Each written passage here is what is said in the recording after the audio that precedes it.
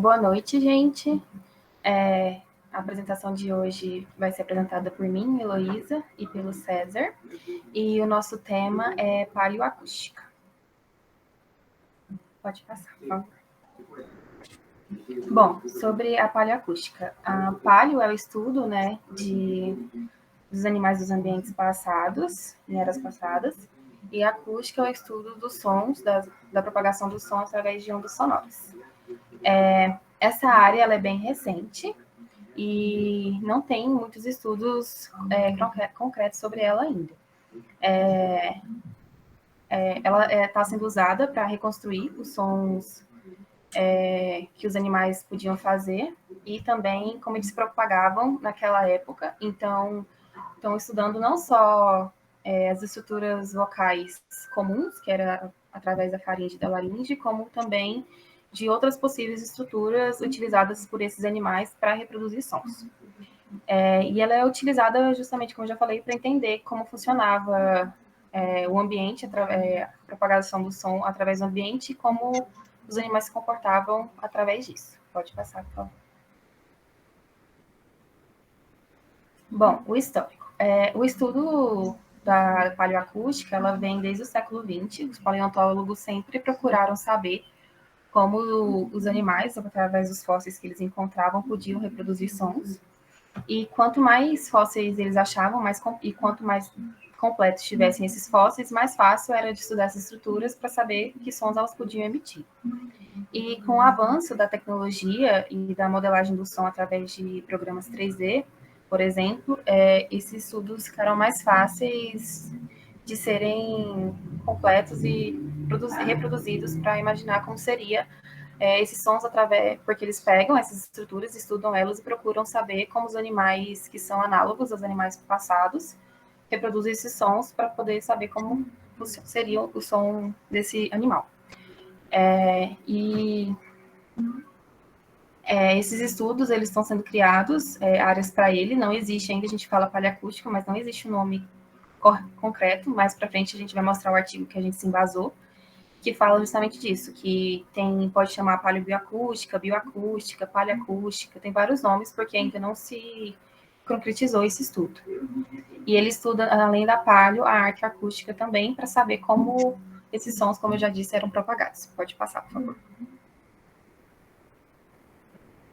Bom, aqui o artigo que a gente usou, ele é muito, muito interessante, se vocês puderem ler depois. Ele é um artigo de revisão, então ele pega vários artigos que já trabalharam com a paleoacústica e traz para mais recente, ele é de 2009, para mostrar como várias áreas podem estar estudando isso, mas de forma separada. Chama As Vozes do Passado, que é uma revisão do Paleozoico e do Mesozoico com os sons dos animais.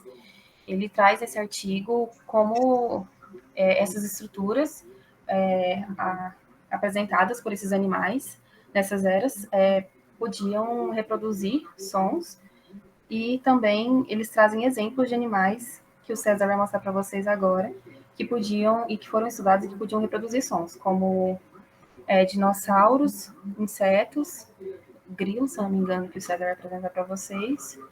E é isso, pode passar, por favor. Agora é com o César. Eu vou falar um pouquinho sobre os exemplos, né? O primeiro exemplo que a gente trouxe é esse dinossauro aí, o Parasaurolophus tubicem.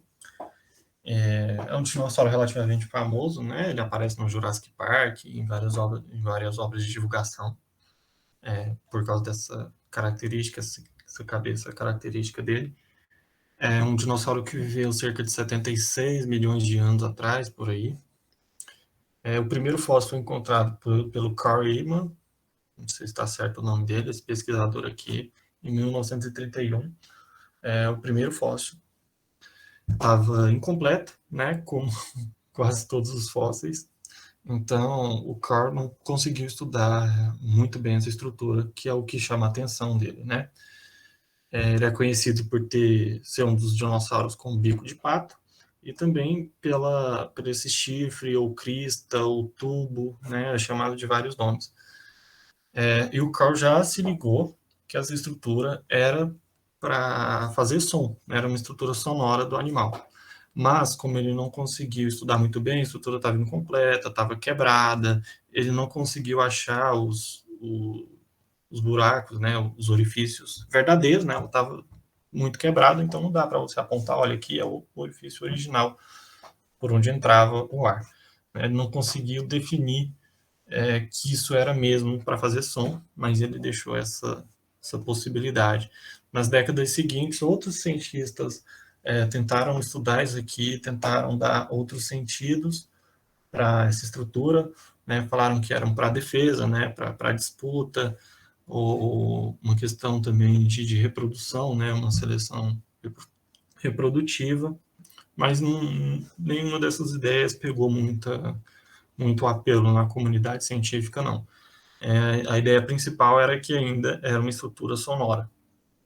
Em 1980, esse David aqui, ele pegou a mesma estrutura, no mesmo fóssil, e reconstruiu o crânio, né, e o tubo em plástico, uma prótese, um modelo de plástico, para ele tentar simular como é que era, provar, né, que essa crista podia emitir sim um som, né? Mas ainda era uma estrutura de plástico, ele completou, né, com as ideias mais simples que ele tinha na cabeça, as partes que estavam quebradas, e ele tentou. Só que ele não conseguiu reproduzir o som, mas conseguiu provar que essa era uma estrutura sonora, né? Que o ar circulava por aqui e que essa circulação acabará, a circulação do ar pelos tubos acabavam por emitir som. E aí, como é que o som foi reconstruído? Né? Hoje a gente tem o som dele, eu vou mostrar daqui a pouco. Como é que o som foi reconstruído? Em 1995, a gente achou outro fóssil mais completo. Eu não tenho certeza se é esse, mas eu acho que é. Tá? E esse cara aqui, esse Tom, pegou o crânio e falou que ia estudar esse crânio. Ele levou para uma máquina de tomografia e conseguiu construir um modelo 3D a partir da máquina de tomografia. Ele levou para esse outro cara aqui, esse Carl Digger, não sei como é que fala, e aí eles utilizaram o modelo 3D do crânio e simularam as frequências que percorriam pelos tubos, né? E eles conseguiram remontar o som, que é muito parecido com alguns instrumentos de sopro que a gente tem hoje em dia. Eu vou passar aqui para vocês.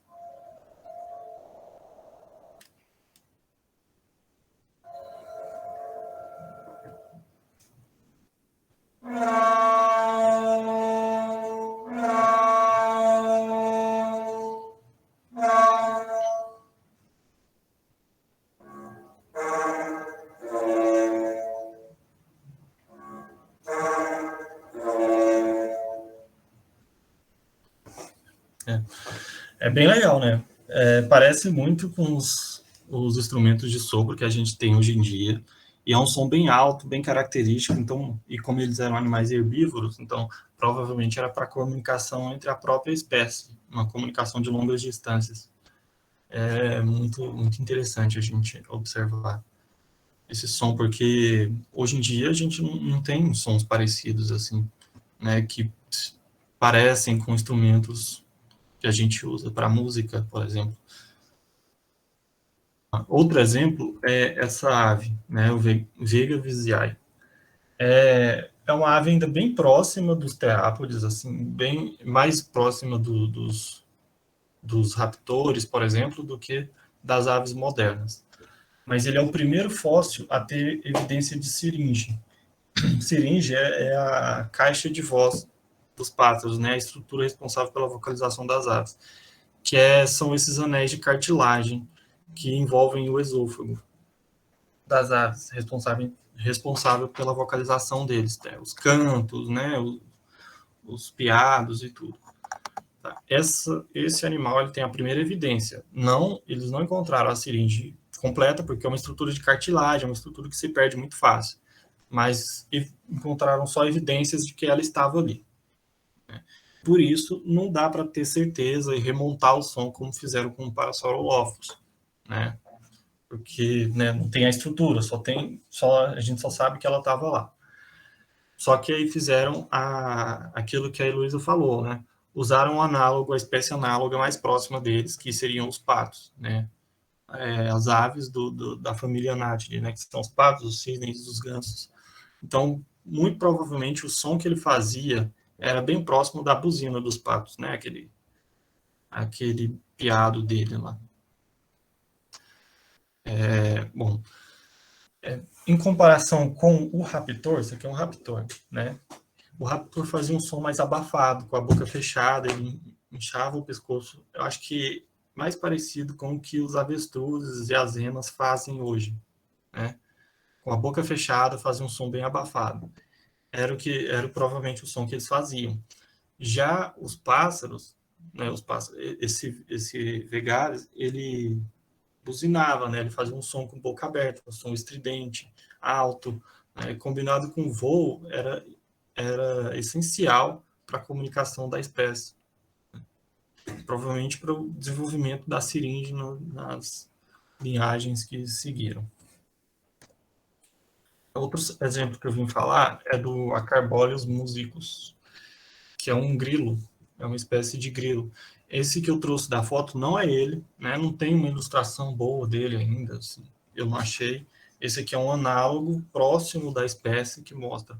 É porque eu queria chamar a atenção a esses dentes, né? Que a gente vê em várias espécies de grilos, outros insetos também, esses dentes nos apêndices deles, né? Na perna dele. Porque o som que os grilos fazem, né? O chiado, agora eu esqueci o nome desse som, mas aquele chiadinho que eles fazem é ocasionado pela vibração das asas e também pela fricção das asas com os dentes e outras estruturas dos apêndices deles. E vamos lá. Essa espécie ela viveu 165 milhões de anos atrás e ele já possuía o hábito de cantar para a comunicação e reprodução da espécie. Só que o diferencial dele era as fileiras, que eram mais compridas, as fileiras de dentes, né? Mais compridas e tinham um espaçamento maior, o que ocasionava uma menor frequência quando eles vibravam as asas, né? Tinha uma frequência menor. E aí essa baixa frequência garantia para eles um nicho, né, nesse campo acústico. Vamos ver que 165 milhões de anos atrás não tinha morcegos, né, com aquela audição supersônica deles. E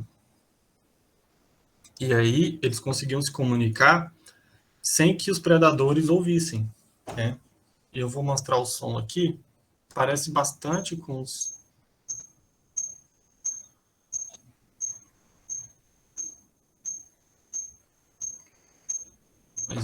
Dá para ouvir, parece bastante com os grilos de hoje, mas é muito mais agudo e parece que tem uma dispersão muito menor, né? Então, garantia que eles operassem um nicho mais ímpar do que os grilos de hoje em dia. É isso. Estão as nossas referências. Mas eu queria falar também sobre a paleoacústica, né, sobre a área como um todo, como é legal a gente reconstruir a partir de várias estruturas diferentes. A gente vê que aqui a gente tem uma estrutura física, né, do crânio que produzia som, a gente conseguiu recuperar, né? Outra, a gente tem uma estrutura mais um órgão quase, né, mais ligado às estruturas internas, e a gente não conseguiu recuperar, mas a gente consegue fazer as analogias. Aqui a gente tem uma estrutura corporal, né, do esqueleto, do exoesqueleto, né, do animal, que também está ligada ao som que ele faz, e isso é muito legal a gente conseguir recuperar esse tipo de coisa. E é isso.